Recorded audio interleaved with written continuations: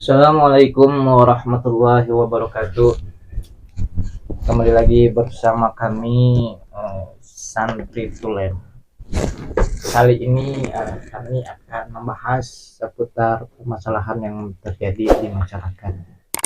Karena kemarin ada satu yang masalah yang cukup unik untuk dibahas. Yaitu permasalahannya itu adalah dilema undangan yang ada unsur maksiatnya.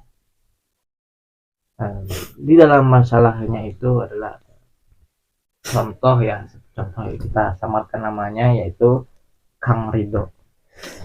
Kang Ridho ini mendapatkan sebuah undangan dari temannya yang ingin menikah. Tapi Kang Ridho ini sangat ingin menghadiri undangan tersebut, sangat ingin menghadiri acara tersebut.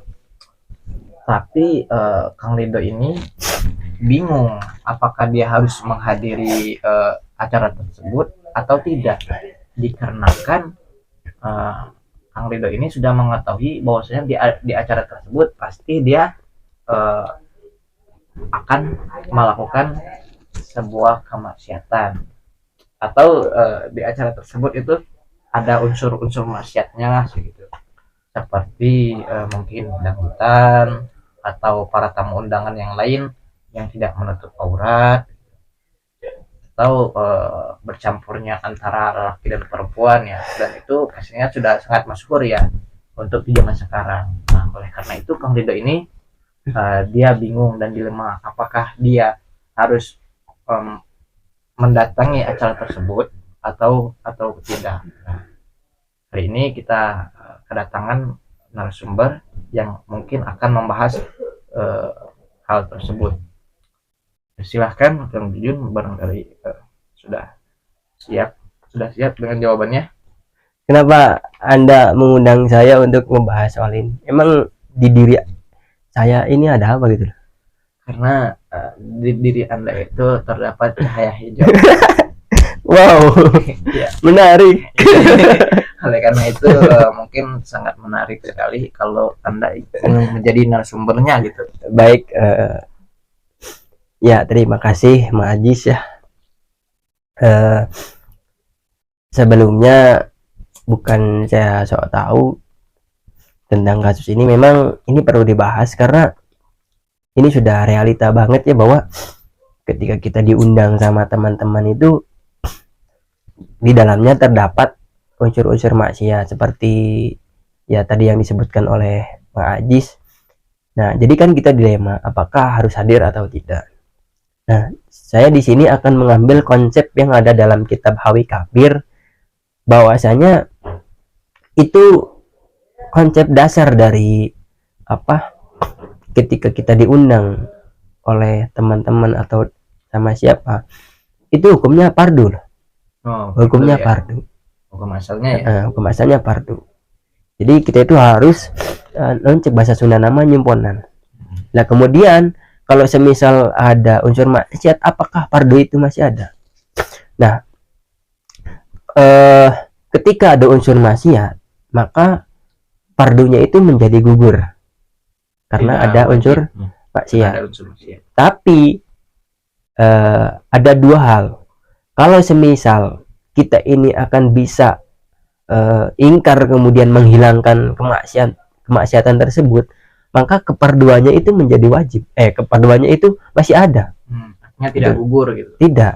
Tapi kalau misalkan kita itu tidak mampu untuk menghilangkannya, itu fardunya menjadi gugur. Tapi bukan berarti ketika fardunya sudah gugur, kita itu jadi haram. Enggak, tapi masih boleh kita untuk menghadirinya dengan catatan kita itu harus ingkar bil kolbi, tidak ridho atas kemaksiatan yang terjadi. Nah, saya bacakan ibaratnya dalam Hawi Kabir juz 9 halaman 1334 itu bahwasanya begini. Qala al-Mawardi wa hadza kama qala idza da'a ila walimatin wa fiha khumurun aw malahiyun aw ma asbadzalika minal ma'asi fala yakhlu ayyakuna aliman qabla hudurihi aw ghairu alim fa in alima bi qabla hudurihi falahu halatani. Ketika kita mengetahui sebelum hadir, itu ada dua step. Ahaduha ayyaktiro ala ingkarihi wa izalatihi fawajibun alaihi ayyahduru. Step yang pertama, ketika kita mampu untuk menghilangkan keingkaran dan mampu menghilangkan ingkar kemudian menghilangkannya, itu wajib masih ada untuk hadir. Wal halu saniyah, kenapa masih wajib hadir? Li amro ini karena dua hal. Ahaduha li ijabatid da'i wasani li izalatil munkar. Karena yang pertama itu wajib menghadiri undangan tersebut, yang kedua untuk menghilangkan kemungkaran tersebut. Nah, kemudian step yang kedua adalah alla yaktiru ala izalatihi fardul ijabati qad. Ketika kita tidak mampu untuk menghilangkan kemaksiatan tersebut, maka kewajibannya itu gugur. Wa aula alla yahduru, tapi yang diprioritaskan adalah untuk tidak menghadirinya. Tapi bukan berarti kita itu tidak boleh atau dalam artian jadi haram. Ini masih tetap boleh. Wa fi hudurihi min musyahadatil munkari warribati ad-dakhilati alaihi. Bahwasanya tidak boleh itu ketika kita hadir min musyahadatil munkar warribati ad-dakhilati, memang ketika memang acara tersebut memang sudah maksiat, sudah amrun dahil gitu loh. Memang faktor internalnya sudah maksiat. Kalau misal tadi yang disebutkan oleh MC kan itu faktor eksternal, kan gitu loh. Nah, kemudian untuk yang call yang kedua, wal waju asani yajibulahu al khuduru, ini masih ada potensi wajib untuk menghadirinya.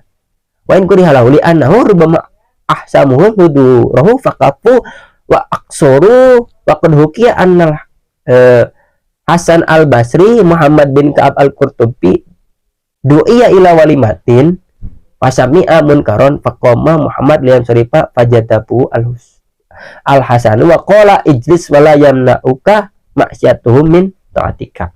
Ada sebuah riwayat pada suatu ketika Syekh Hasan Basri dan Muhammad bin Ka'ab diundang ke walimah. Kemudian kedua tersebut mendengar terhadap mungkar. Apa yang mereka lakukan? Kata Syekh Hasan, ijlis walayam nauka maksiatuhum min ta'atika. Sudah gak usah pergi, katanya. Duduk saja, karena kemaksiatan tersebut tidak akan menggoyahkan keimananmu, gitu loh. Nah, gitu. Jadi memang untuk kalian-kalian yang dilema mengenai undangan tersebut yang mengandung unsur maksiat, itu nggak sampai ke taraf haram, masih ada kaul yang memperbolehkan dengan catatan-catatan tertentu. Tapi memang kalau misalkan kita merujuk pada kitab Raudatul Thalibin, itu hukumnya haram. Kenapa? Karena itu seperti ridho bil munkar. Ketika kita mendatangi itu seperti seakan-akan kita itu ridho terhadap munkar. Nah, mungkin seperti itu, Pak Ajis. Tapi kan tadi kalau di dalam ibarat tersebut kan disebutkan kalau dia tidak tahu sebelum akhirnya itu. Kalau kita sudah tahu dari awal bahwasannya nanti akan ada kemungkaran, itu gimana gitu? Tadi itu pembahasan kita tahu sebelum menghadirinya. Ibaratnya fa'in alima bihi qabla hudurihi, ada dua step. Ketika kita mampu menghilangkan keingkaran tersebut, wajib hadir. Itu bahasanya adalah fa'in alima. Nah, terus bagaimana kalau misalkan kita itu tidak tahu?